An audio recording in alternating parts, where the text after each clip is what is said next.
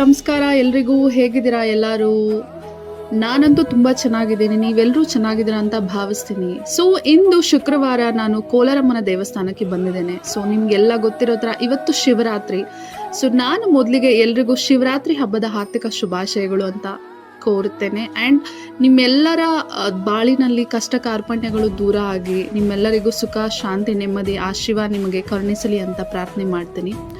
So ಇಂದು ನಾನು ಕೋಲಾರಮ್ಮ ದೇವಸ್ಥಾನದಲ್ಲಿ ಬಂದಿದ್ದೇನೆ. ಈ ದೇವಸ್ಥಾನದ ಇತಿಹಾಸ ಮತ್ತು ಇಲ್ಲಿನ ನಂಬಿಕೆಗಳ ಬಗ್ಗೆ ನಿಮ್ಮಲ್ಲಿ ನಾನು ಹಂಚಿಕೊಳ್ಳುವ ಒಂದು ಸಣ್ಣ ವಿಡಿಯೋವನ್ನು ಇದು ಮಾಡ್ತಾ ಇದ್ದೀನಿ.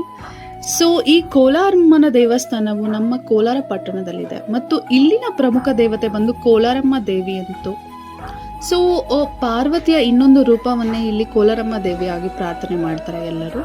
ಇದನ್ನು ಗಂಗರ ಆಳ್ವಿಕೆಯಲ್ಲಿ ಕಟ್ಟಲಾಗಿದೆ ಅಂತ ಪ್ರತೀತಿ ಇದೆ. ಆದರೆ ಇದನ್ನು ಜೀರ್ಣೋದ್ಧಾರ ಮಾಡಿರುವಂತದ್ದು ಚೋಳರ ಆಳ್ವಿಕೆಯಲ್ಲಿ. ಇಲ್ಲಿ ದೇವಿಯನ್ನು ದುರ್ಗಾದೇವಿ ಅಂತ ಪೂಜೆ ಕೂಡ ಮಾಡ್ತಾರೆ.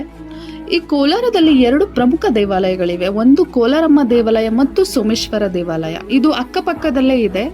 ಬಟ್ ಇದು ತುಂಬಾ ಹಳೆಯ ದೇವಸ್ಥಾನ. ಇಲ್ಲಿ ಕೋಲಾರಲ್ಲಿ ಇರುವಂತಹ ದೇವಸ್ಥಾನ. ಇಲ್ಲಿ ಕೋಲಾರಮ್ಮ ದೇವಸ್ಥಾನವು ಪ್ರತಿದಿನ ಬೆಳಗ್ಗೆ 8 ಗಂಟೆಯಿಂದ ಮಧ್ಯಾಹ್ನ 12:30 ಓಪನ್ ಇರುತ್ತೆ. ಮತ್ತೆ ಸಂಜೆ ಹೊತ್ತು 6 ಗಂಟೆಯಿಂದ 9 ರಾತ್ರಿ ತನಕನೂ ಓಪನ್ ಇರುತ್ತೆ.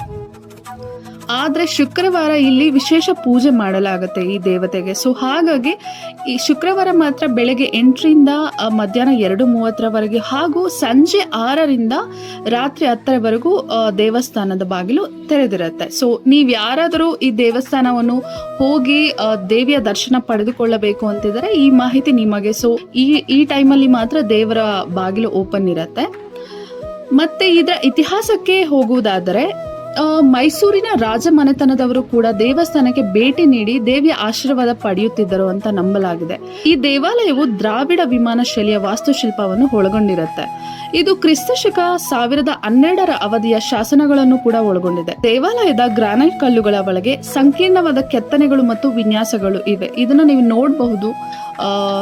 ಮತ್ತೆ ಇದು 1000 ವರ್ಷಗಳಷ್ಟು ಹಳೆಯದಾದ ದೇವಸ್ಥಾನ. ದಕ್ಷಿಣ ಭಾರತದ ವಾಸ್ತುಶಿಲ್ಪ ಶೈಲಿಯಲ್ಲಿ ಈ ದೇವಸ್ಥಾನವನ್ನು ನಿರ್ಮಾಣ ಮಾಡಿ. ದೇವಾಲಯವು 2 ಗುಡಿಗಳನ್ನು ಹೊಂದಿದೆ. ಒಂದು ಕೋಲಾರಮ್ಮ ಮತ್ತು ಇನ್ನೊಂದು ಸಪ್ತ ಮಾತ್ರ. ಒಂದು ಸಾಮಾನ್ಯ ಮಂಟಪವನ್ನು 2 ದೇವಾಲಯಗಳು ಹಂಚಿಕೊಳ್ಳುತ್ತೆ. ಆದರೆ ಇದರ ಮುಖ್ಯ ದೇವಾಲಯವು ಪೂರ್ವಕ್ಕೆ ಮತ್ತು ಇನ್ನೊಂದು ದೇವಾಲಯವು ಉತ್ತರಕ್ಕೆ ಮುಖ ಮಾಡಿದೆ.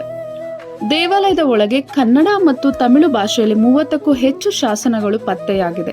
ಇದನ್ನು ನಾವೆಲ್ಲರೂ ಇಲ್ಲಿ ನೋಡಬಹುದು. ಲೈಕ್ ನೀವೇನಾದ್ರೂ ಇಲ್ಲಿ ಬಂದು ವಿಸಿಟ್ ಮಾಡಿದ್ರೆ ನಿಮಗೆ ಗೊತ್ತಾಗುತ್ತೆ. ಒಂದಷ್ಟು ಶಾಸನಗಳನ್ನ ನಾವು ನೋಡ್ಬೋದು. ದೇವರ ದರ್ಶನಕ್ಕೆ ಹೋಗಬೇಕಾದ್ರೆ ಆ ಕ್ಯೂ ಏನಿರುತ್ತೆ, ಆ ಕ್ಯೂ ಅಲ್ಲಿ ಹೋಗ್ಬೇಕಾದ್ರೆ ನಮಗೆ ಒಂದಷ್ಟು ಶಾಸನಗಳು ಕಾಣಿಸುತ್ತೆ. ಸೊ ನಾವು ಅದನ್ನೆಲ್ಲ ನನಗೆ ಆಕ್ಚುಲಿ ಫೋನ್ ಒಳಗಡೆ ಅಲೋ ಮಾಡಲ್ಲ, ಬಿಕಾಸ್ ಇಲ್ಲಿ ಫೋನ್ ನಿಷೇಧ ಮಾಡಿದ್ದಾರೆ. ಸೊ ಹಾಗಾಗಿ ನಾನು ಅದೆಲ್ಲಾನು ಫೋಟೋ ಹಿಡಿದು ನಿಮ್ಗೆ ಶೇರ್ ಮಾಡೋದಕ್ಕೆ ಆಗ್ಲಿಲ್ಲ. ಬಟ್ ಈ ಮಾಹಿತಿ ನಾನು ಕೊಡ್ತಾ ಇದ್ದೇನೆ. ನೀವು ಬಂದ್ರೆ ಡೈರೆಕ್ಟ್ ಆಗಿ ಅದನ್ನ ನೋಡುವ ಭಾಗ್ಯ ಸಿಗತ್ತೆ. ನೀವು ನೋಡ್ತಾ ಇದ್ದೀರಾ ಅಲ್ವಾ, ನಾನು ದೇವಸ್ಥಾನದ ಎಂಟ್ರಿ ತಗೊಂಡು ಗರ್ಭಗುಡಿಯ ಒಳಗಡೆ ಪ್ರವೇಶ ಮಾಡ್ತಾ ಇದ್ದೀನಿ. ಸೊ ನಾನೀಗ ಆಲ್ರೆಡಿ ಹೇಳಿರೋ ತರ ಇಲ್ಲಿ ಪಾರ್ವತಿಯ ಇನ್ನೊಂದು ರೂಪವನ್ನ ಇಲ್ಲಿ ಕೋಲಾರಮ್ಮ ಅಂತ ಪೂಜೆ ಮಾಡಿ. ಇಲ್ಲಿ ಕೋಲಾರಮ್ಮನು ಮಹಿಷಾಸುರ ಮರ್ದಿನಿಯ ಅವತಾರದಲ್ಲಿ ಇಲ್ಲಿ ಇದ್ದಾಳೆ. ಇಲ್ಲಿ 8 ತೋಳುಗಳುಳ್ಳ ದುರ್ಗಾದೇವಿಯ ರೂಪವನ್ನು ಇಲ್ಲಿ ಪ್ರತಿಷ್ಠಾಪನೆ ಮಾಡಿರೋದು. ಒಳಗಡೆ ನಾವು ಹೋಗ್ಬೇಕಾದ್ರೆ ಗರ್ಭಗುಡಿಯ ಒಳಗಡೆ ಒಂದು ಕನ್ನಡಿಯನ್ನು ಇಟ್ಟಿದ್ದಾರೆ. ಆಯ್ತಾ, ನಾವು ಮೊದಲಿಗೆ ದೇವಿಯ ದರ್ಶನವನ್ನು ಕನ್ನಡಿಯಲ್ಲಿ ಮಾಡಿಯೇ ನಂತರ ಡೈರೆಕ್ಟ್ ಆಗಿ ದರ್ಶನ ಮಾಡಬೇಕಾಗತ್ತೆ. ಇಲ್ಲಿ ಯಾಕಂತ ಅಂದ್ರೆ ಈ ದೇವಿಯ ಮುಖದಲ್ಲಿರುವ ಭಾವವನ್ನು ಅಥವಾ ಏನ್ ಹೇಳ್ತಾರೆ ಅಷ್ಟೊಂದು ಇದನ್ನ ನಮ್ಗೆ ಸಾಮಾನ್ಯ ಜನರಿಗೆ ತಗೊಳಕ್ಕಾಗಲ್ಲ ಅನ್ನೋ ಒಂದು ನಂಬಿಕೆಯಿಂದ ಈ ಕನ್ನಡಿಯನ್ನು ಇಟ್ಟಿದ್ದಾರೆ. ಹಾಗಾಗಿ ನಾವು ಮೊದಲು ಕನ್ನಡಿಯಲ್ಲಿ ದೇವಿಯ ದರ್ಶನ ಮಾಡಿ ಆನಂತರ ಡೈರೆಕ್ಟ್ ಆಗಿ ದೇವಿಯ ದರ್ಶನ ಮಾಡ್ಬೇಕಾಗತ್ತೆ. ಇಲ್ಲಿ ಸಪ್ತ ಮಾತೃಕೆಯರನ್ನು ಕೂಡ ಪ್ರತಿಷ್ಠಾಪನೆ ಮಾಡಿದ್ದಾರೆ ಗರ್ಭಗುಡಿಯಲ್ಲಿ. ಸೊ ಇದು ಯೂಶಲಿ ಕೋಲಾರಮ್ಮ ದೇವಸ್ಥಾನವು ಮಂಗಳವಾರ ಮತ್ತು ಶುಕ್ರವಾರವನ್ನು ವಿಶೇಷ ಪೂಜಾ ಪ್ರಾರ್ಥನೆಗಳನ್ನ ಇಲ್ಲಿ ಮಾಡ್ತಾರೆ. ಇಲ್ಲಿ ನಾನು ಆಲ್ರೆಡಿ ಹೇಳಿರೋ ತರ ಮಹಿಷಾಸುರ ಮರ್ದಿನಿ ಮತ್ತು ಇನ್ನೊಂದು ದೇವತೆ ಇಲ್ಲಿ ನೆಲೆಸಿರುವಂತದ್ದು ಚೇಳಮ್ಮ ದೇವತೆ ಅಂತ ಅಂದ್ರೆ ಚೇಳಿನ ದೇವತೆ. ಸೊ ಯಾಕೆ ಇದು ಚೇಳಿನ ದೇವತೆ ಅಂತ ಅಂದ್ರೆ ಅಂದಿನ ಕಾಲದಲ್ಲಿ ರಾಜರು ತಾವು ಯಾವುದೇ ದೇವಸ್ಥಾನಗಳನ್ನು ಕಟ್ಟಬೇಕಾದ್ರೆ ಇಲ್ಲಿ ಚೇಳು ಹಾವು ಈ ವಿಷ ಜಂತುಗಳೇನೇನಿತ್ತು ಇದರಿಂದ ತುಂಬಾ ಅವರಿಗೆ ಸಮಸ್ಯೆ ಆಗ್ತಿತ್ತಂತೆ. ಸೊ ಆಗ ಅಲ್ಲಿನ ರಾಜರು ದೇವಿಯಲ್ಲಿ ಪ್ರಾರ್ಥನೆ ಮಾಡಿಕೊಂಡು ಇಲ್ಲಿ ಚೇಳಿನ ದೇವತೆಯನ್ನು ಪ್ರತಿಷ್ಠಾಪನೆ ಮಾಡ್ತಾರೆ. ಯಾಕಂತ ಅಂದರೆ ಈ ದೇವಸ್ಥಾನಗಳನ್ನು ನಿರ್ಮಾಣ ಮಾಡಬೇಕಾದ್ರೆ ಯಾರಿಗೂ ಯಾವುದೇ ಅಪಾಯ ವಿಷಜಂತುಗಳಿಂದ ಆಗಬಾರದು ಅನ್ನೋ ಒಂದು ಕಾರಣಕ್ಕೆ ಈ ಚೇಳಿನ ದೇವತೆಯನ್ನು ಪ್ರತಿಷ್ಠಾಪನೆ ಮಾಡಿ ಅಲ್ಲಿಗೆ ಪ್ರಾಣ ಪ್ರತಿಷ್ಠಾಪನೆ ಮಾಡಿ ಆ ದೇವಸ್ಥಾನಗಳ ನಿರ್ಮಾಣಕ್ಕೆ ಸಹಾಯ ಆಗೋ ರೀತಿ ಇದನ್ನ ಸೃಷ್ಟಿ ಮಾಡ್ತಾರೆ. ಇಲ್ಲಿ ಈಗಲೂ ಕೂಡ ಅದೇ ನಂಬಿಕೆ ಇಲ್ಲಿ ಮುಂದುವರಿಯುತ್ತದೆ. ಲೈಕ್ ಯಾರಾದ್ರೂ ಮನೆಯಲ್ಲಿ ಏನಾದ್ರೂ ಚೇಳು ಕಾಣಿಸ್ಕೊಂಡ್ರೆ ಅಥವಾ ಯಾವ್ದಾದ್ರು ವ್ಯಕ್ತಿ ಚೇಳಿನ ಕಡಿತಕ್ಕೆ ಒಳಗಾಗಿದ್ರೆ ಅವರು ಇಲ್ಲಿ ಬಂದು ದೇವಿಯ ದರ್ಶನ ಮಾಡಿಕೊಂಡು ತಾಯ್ತ ಕಟ್ಕೊಂಡು ಇಲ್ಲಿ ಚೇಳಿನ ವಿಗ್ರಹ ಏನಿದೆ ಅದನ್ನ ಮುಟ್ಟಿ ನಮಸ್ಕಾರ ಮಾಡಿಕೊಂಡು ಪ್ರಾರ್ಥನೆ ಮಾಡಿ ಹೋದ್ರೆ ಅವರು ಆ ಕಷ್ಟದಿಂದ ರಕ್ಷಣೆ ಪಡ್ಕೊಳ್ತಾರೆ ಅನ್ನೋ ಒಂದು ನಂಬಿಕೆ ಇದೆ. ಸೊ ಹಾಗಾಗಿ ತುಂಬ ಜನ ಯಾರಿಗಾದ್ರೂ ಮನೇಲಿ ಚೇಳು ಕಾಣಿಸ್ಕೊಂಡಾಗ ಅಥವಾ ಯಾರಿಗಾದ್ರೂ ಚೇಳಿನ ಕಡಿತ ಆದಾಗ ಯೂಶಲಿ ತುಂಬ ಜನ ಇಲ್ಲೂ ಬಂದು ಅಲ್ಲಿ ಪ್ರಾರ್ಥನೆ ಸಲ್ಲಿಸಿ ಹೋಗುವಂಥ ನಂಬಿಕೆ ಕೂಡ ಇಲ್ಲಿದೆ. ಇಷ್ಟ ಆಗಿತ್ತು ಈ ಕೋಲಾರಮ್ಮ ದೇವಸ್ಥಾನದ ಬಗ್ಗೆ ಮಾಹಿತಿ ನನ್ನ ಕಡೆಯಿಂದ. ನಿಮಗೆ ಬೇರೆ ಏನಾದರೂ ನಿಮಗೆ ದೇವಸ್ಥಾನದ ಬಗ್ಗೆ ಗೊತ್ತಿದ್ದಲ್ಲಿ ದಯವಿಟ್ಟು ನನ್ನ ಜೊತೆನೂ ಹಂಚ್ಕೊಳ್ಳಿ ಕಮೆಂಟ್ಸ್ ಮುಖಾಂತರ.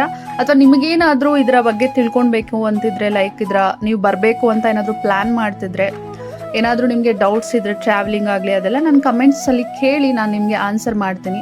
ಸೊ ನಾನೀಗ ಆಲ್ರೆಡಿ ಹೇಳಿರೋ ಥರ ಇದು 80 ಕಿಲೋಮೀಟರ್ ಬ್ಯಾಂಗ್ಳೂರಿಂದ ಇರೋವಂಥದ್ದು. ಆ್ಯಂಡ್ ಗಾಯ್ಸ್ ಇಷ್ಟ ಆಗಿತ್ತು. ಬೇರೆ ಏನಾದರೂ ವಿಷಯಗಳು ಅಥವಾ ಸಜೆಷನ್ಸ್ ನೀವು ನನಗೆ ಕೊಡೋದಾಗಿದ್ರೆ ದಯವಿಟ್ಟು ಕಮೆಂಟ್ಸ್ ಮುಖಾಂತರ ತಿಳಿಸಿ. ಆ್ಯಂಡ್ ಎಲ್ಲರೂ ವಿಡಿಯೋನ ಕಂಪ್ಲೀಟಾಗಿ ನೋಡಿ, ಪ್ಲೀಸ್ ಲೈಕ್ ಮಾಡಿ, ಶೇರ್ ಮಾಡಿ ಆ್ಯಂಡ್ ಸಬ್ಸ್ಕ್ರೈಬ್ ಮಾಡಿ. Thanks for every one watching my YouTube channel and this video.